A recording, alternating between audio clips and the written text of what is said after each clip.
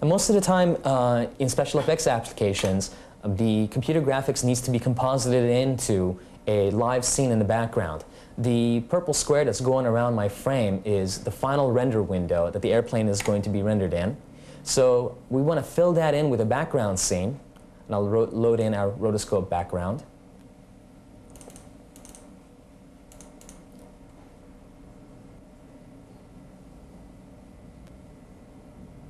Okay.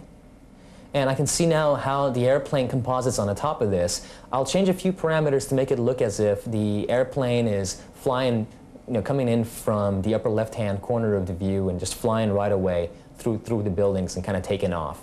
So going back to the top-down view, change it to a bounding box, and I'll move the path a little bit closer to the camera. And I also want to have the target of my camera sitting out here, not following the airplane around. So the camera is just looking at one location. Going back into the camera's point of view, okay, we'll preview the motion again. Jumping to any particular frame. In this case, jump to somewhere in the middle of the animation. And I can see the airplane now is here, flying right over. It's coming closer to the house, so let me pick it up just a bit.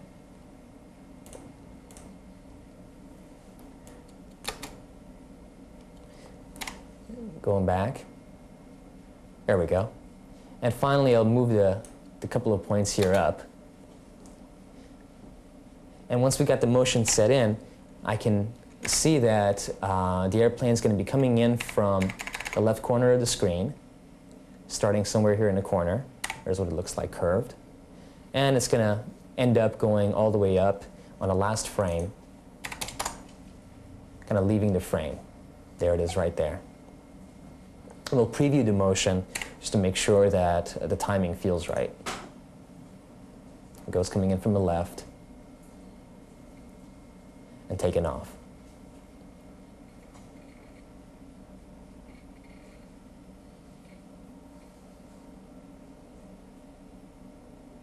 Okay, now the motion right now is a little bit too simple. I want to make the airplane have some engine problems. So we want to have the airplane kind of tilting back and forth as it's moving along the path. To do that, we're going to use our time channels that you saw before in the action module. Every parameter in Animation Master has time channels associated with it. In this case, we're going to use our time channels to tilt the airplane back and forth. So we select the plane, bring down this time channel, and again, horizontal axis, time. Vertical axis, in this case, is going to be the tilt. So as I move the point up and down and change to the camera's point of view, you'll notice that the tilting of the airplane is changing on that frame there in the left corner of the view. I can take these changes now and stretch it into time, producing like a time graph or the time channel to make the airplane tilt back and forth. And after I've made my changes, from the point of view of the camera, I can immediately preview it, stepping through the animation, seeing how the airplane's wobbling around. If I need to make some changes, let's say here, I want to get a little bit more of a severe rotation, just as easy as changing the time channel to get what I'm looking for. And after I've set those things down, of course, we can preview it again to see how the motion looks now. And remember, we've also taken into account how this scene is going to get composited onto our background shot. So we've kind of matched the perspectives. Now, since we're kind of using a cartoony plane, the other thing that I want to do with the airplane is be able to have it speed up or slow down as it's moving along the path. To do that, we're going to use an ease channel. The ease channel is straightforward. The length of this path is 100%. The object is going to start on frame 1 at 0% along the path. It's then going to move all the way to, let's say, about 50% along the path, where it slows down, comes to a stop, and then continues all the way to frame 30 at 100% along the path, which is going to be at the end. After I have that time channel set in there, I can preview the motion from a top-down view. Here it is. The airplane moves forward, gets to the middle of the path, slows down, and then continues moving to the end of the path.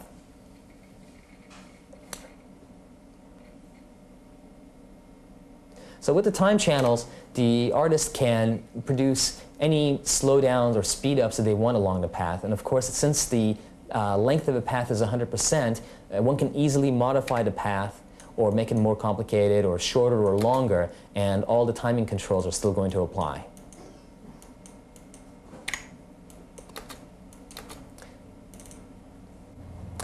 At this point, I want to point out a few things about the overall interface design in Animation Master. Okay, you'll notice that when the object is in bounding box mode, of course, the updating on the screen of the 3D models is very quick.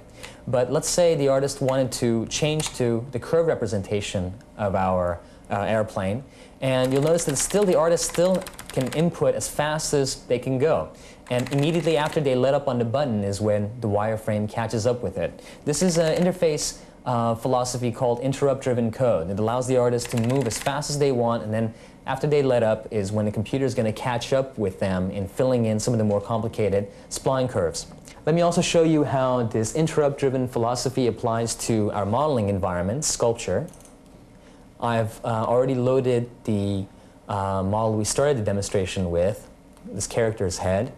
And you'll notice that if I select a large portion of the model and I try to move it around, the points on the screen are updating as fast as the mouse moves. But after I slow down is when the lines catch up after me. Okay, again, this allows the artist to have the maximum amount of speed in input, and then the feedback is something that comes secondary after the artist slows down. The feedback catches up after the movement has taken place in real time. Of course, if those things were mistakes, you can always undo. Okay, let's show a similar thing as it applies to the action module. Okay, we'll bring back our character Bob. And since Bob is a complex hierarchical 3D model and is composed of a lot of 3D spline patches, there's capabilities in the program to first convert them into bounding boxes. But sometimes even the bounding boxes aren't enough. Let's say I only want to be able to look at the legs of the character, and I'm not concerned with the upper body. So we'll select the upper body and simply hide it and ask the lower body to be in its curved mode. So if you're animating a walk cycle and you're not concerned with the arm motion or the head motion, the artist has a choice in hiding those so they can work with just an isolated area. Then afterward, if they want to address the torso, we can make everything back visible, hence getting the complete model. We chose to do this demonstration off of an inexpensive Windows-based 486 running at 50 megahertz. Of course, in your studio, our cross-platform compatibility allows you to run the program on much faster Pentiums or PowerPCs or Power Macintoshes or even SGIs, and all these machines can be together on a network working on the same project. We are the only 3D computer graphics software that runs on all the platforms. We are the only 3D computer graphics software that's been specifically designed to address character animation needs.